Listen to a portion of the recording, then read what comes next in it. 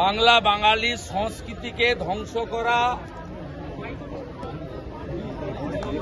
যত মুনি ঋষি আমাদের কালচারকে নষ্ট করা, এই সরকার এবং শাসক দল থাকলে এটাই হবে। আমরা সম্পর্কে জানি, অভিজ্ঞতা আছে, তাই বাংলার মানুষকে এই ছবিটা দেখান, যেভাবে রাস্তাটা খুঁড়ে তছনছ করেছে এবং যেভাবে আজকে ঋষি বঙ্কিমচন্দ্র চট্টোপাধ্যায়ের যে সম্মান মর্যাদা আজকে সরকার কর্পোরেশনের দেওয়া উচিত ছিল তারা দেননি, উল্টে তালা ঝুলিয়েছেন। এ নিন্দা করার কোনো ভাষা ডিকশনারিতে নেই।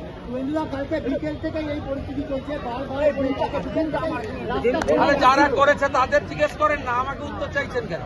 আটকাতে চেয়েছিল, আটকাতে পারে, আটকাতে চেয়েছিল, আটকাতে পারেনি, আটকাতে পারলে ওরা।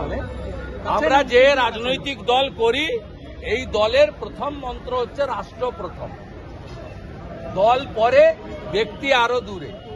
অতএব যারা নেশন ফার্স্ট মন্ত্রে বিশ্বাসী, পৃথিবীর সর্ববৃহৎ রাজনৈতিক দল করে, তাদের কাছে রাস্তা ঘুরে তালা লাগিয়ে কিছু করতে পারবে না।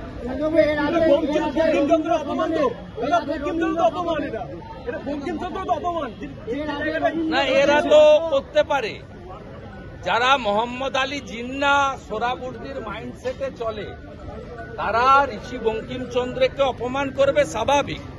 যারা সত্যজিৎ রায়ের বাসভবন বাংলাদেশে আক্রমণ হলে মুখ খোলে না, অবনীন্দ্রনাথ ঠাকুরের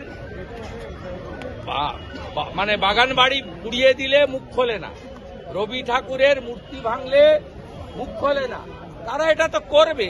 এটা তো আমরা প্রথম থেকে বলছি যে কালচার বাংলাদেশে জামাত হেফাজতের লোকেরা করছে, সেম কালচার পশ্চিমবাংলায় এরা করছে।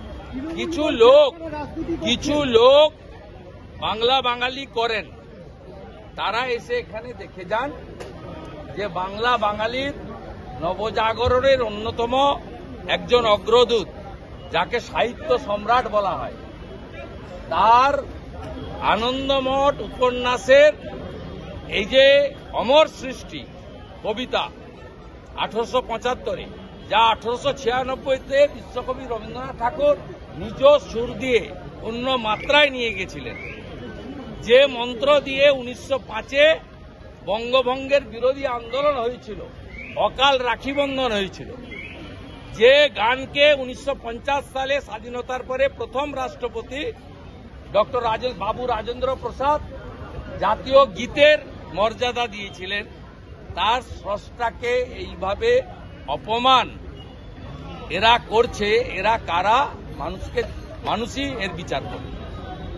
আজকে এই মুহূর্তে একসঙ্গে পশ্চিমবাংলার 1500টি জায়গায় 1 লক্ষ লক্ষ ভারতীয় জনতা পার্টি কর্মী পতাকা সরিয়ে, রাজনৈতিক পতাকা সরিয়ে জাতীয় পতাকা নিয়ে এই কর্মসূচি পালন করছে, যাতে বর্ণ ধর্ম নির্বিশেষে যারা ভারতকে ভালোবাসেন তারাও এখানে অংশগ্রহণ করেছে।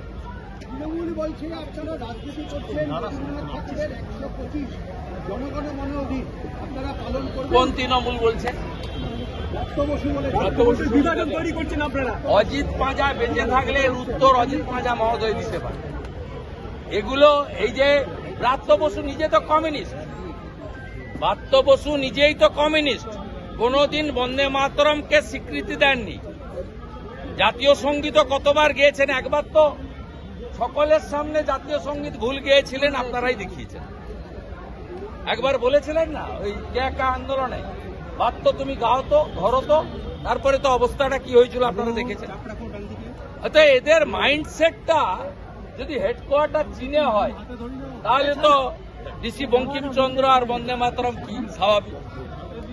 অতএব যে যার নিজের নাম পরিবর্তন করে প্রাক্তন জায়গায় ভুক্তভোগ হয়ে গেছেন, তার সম্পর্কে কথা খরচ না করাই ভালো। আরেকটা বিষয়, বন্দে মাতরম হচ্ছে জাতীয় গীত, আজকে বিজেপি কর্ণাটকের দাবি করেছেন জাতীয় সঙ্গীত করা হোক। বিজেপির আদর্শ হচ্ছে দেশের প্রধানমন্ত্রী নরেন্দ্র মোদী, তিনি নেতৃত্ব দিচ্ছেন বিজেপিকে, সভাপতি হচ্ছেন জেপি নাড্ডা।